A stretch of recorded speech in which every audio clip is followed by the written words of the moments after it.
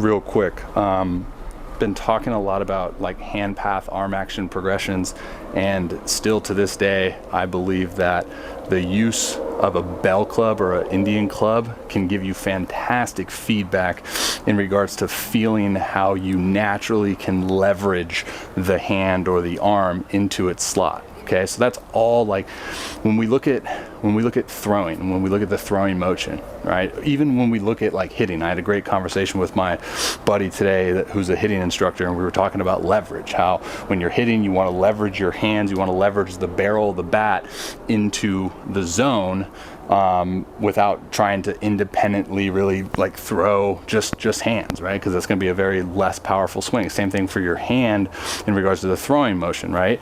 So when you go into your throwing motion, you know, you're not only thinking about like your hand speed into its slot, right?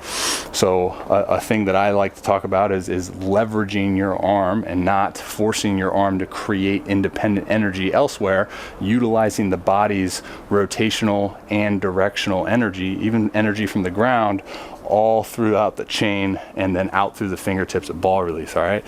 Which I will say, when we throw a 5-ounce baseball, it's extremely hard to feel that leverage, right? It's extremely hard to feel everything kind of working together. But if we can kind of manipulate this so we increase the load, right? So this is a 1 kilo Oat Specialties Bell Club, discount code Robby10.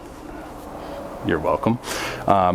So when we do bell club progressions like this, what you're gonna notice is my hand doesn't start its path into its slot until it's connected, right? So you talk about like leverage and what positions and what posture your hand needs to be in to optimize that leverage. Well, we need to be connected to our body. If we're disconnected, then it's got to increase its tempo to get into its slot, and all these things are screwed up, because I say this all the time, pitching, even hitting, anything within baseball, I feel like it's timing and positioning, right? And more oftentimes than not, if the positioning is right, the timing is right. So when we're looking at where the hand position needs to be, I talk about inside 90, right, a lot of times.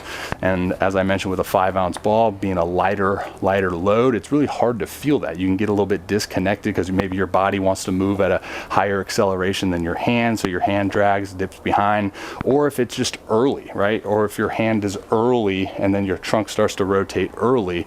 I think when we can, things that we can do to feel the timing of that and to feel that maximizing of the leverage, a bell club, and you're gonna have to, practice your swings. You can't just kind of wake up one day and be good at these types of swings. You're gonna have to practice them. But that's the first thing that I kind of feel in regards to this whole dynamic of when I go into like that throw, my hand has to be in that right spot, okay? Has to be in that right spot. So that's what I got. I mean, I've done a few videos on bell clubs and whatnot. I use them all the time. You can maybe see them over there. This is a 1 kilo. I would always recommend a 1 kilo for guys just starting out, but the more advanced that you get with it, increase to 1.5, 2, 2.5. I'll be over here swinging 3s, 5s, 7.5s. Just more you increase the load, the more that you have to organize efficiently to not blow something out, to put it that way, and to really feel like how to utilize your body's rotation to take load and stress off of the arm.